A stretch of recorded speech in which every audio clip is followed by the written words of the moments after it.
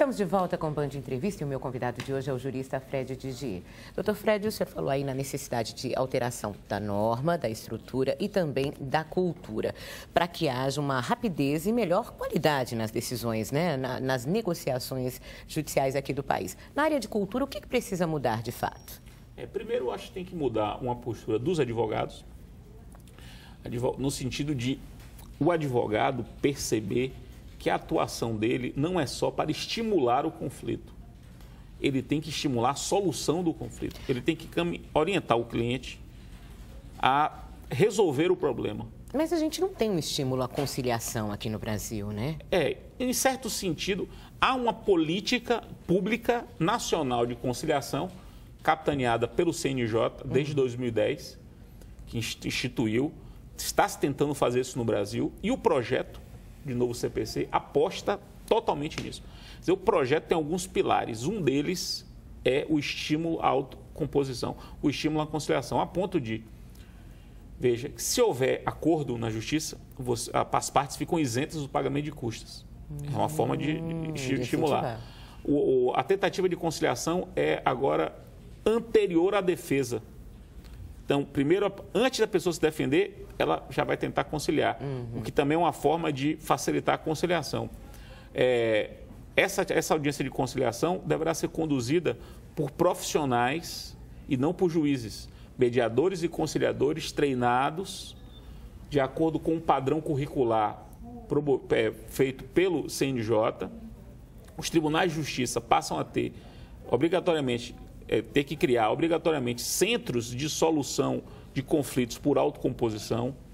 As instâncias administrativas passam a ter de criar câmaras administrativas de solução das controvérsias envolvendo cidadão e entes públicos, como já existe no âmbito federal, mas aí o Código de Processo determina que isso seja criado para todas as instâncias, municipal e estadual. Veja que a Câmara de Conciliação Administrativa Federal, que existe há 7 anos no Brasil, há 2 anos celebrou o maior acordo da história com o ex-senador Luiz Estevão. 500 milhões de reais. Não sei se vocês... Todo mundo já ouviu falar. Lembro. 500 milhões de reais de ressarcimento aos cofres públicos celebrados numa Câmara de Conciliação Federal. Quer dizer, é possível. E é possível até mesmo envolvendo entes públicos resolver o problema por autocomposição. Essa mudança me parece a mudança mais significativa. Aqui, eu vou falar uma coisa um pouco técnica, mas me parece interessante, já que algumas pessoas que estão assistindo talvez se interessem por isso. O Código, ele estimula a autocomposição não só para a solução do conflito, mas também para o modo de proceder o processo.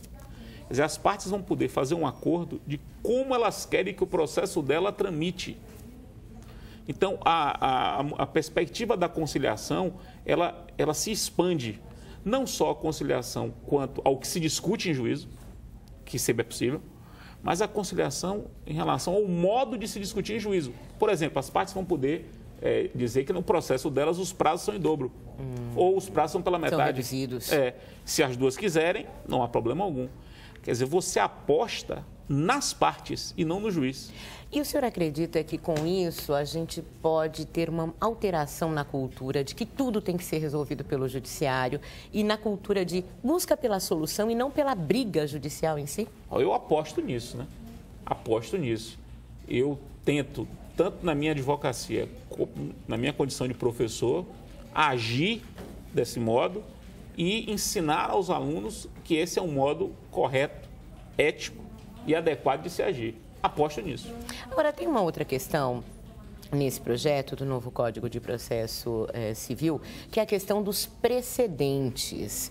O que muda com relação a precedentes? Veja, pela primeira vez na nossa história, nós teremos um regulamento do modo como se produz, como se interpreta, como se aplica, como se supera e como se distingue um precedente. Ou seja, como as decisões judiciais anteriores devem ser compreendidas, formadas, aplicadas e superadas. Nós nunca tivemos isso na nossa história e vamos ter. Isso é fundamental. Eu disse a você que o Código tem alguns pilares. Esse é um dos pilares do Código. A autocomposição e o respeito aos precedentes. Isso acelera os processos. Isso evita que pessoas na mesma situação recebam tratamento diferente, o que para os leigos torna a justiça mais igual, né, de fato. Mas isso é fundamental. Como é que você explica para duas pessoas que não são da área de direito, que na mesma situação elas podem receber decisões diversas? Isso é possível hoje e isso é inadmissível. O Código ele estrutura um sistema de respeito aos precedentes que já vem sendo estruturado aos poucos no Brasil, mas agora vai receber um arcabouço normativo, a meu ver, excelente. Já já a gente vai falar de uma área que interessa muito, muito a todos nós, que é a área de família. O Band Entrevista volta em instantes falando das mudanças aí desse projeto do novo Código de Processo Civil. Já já.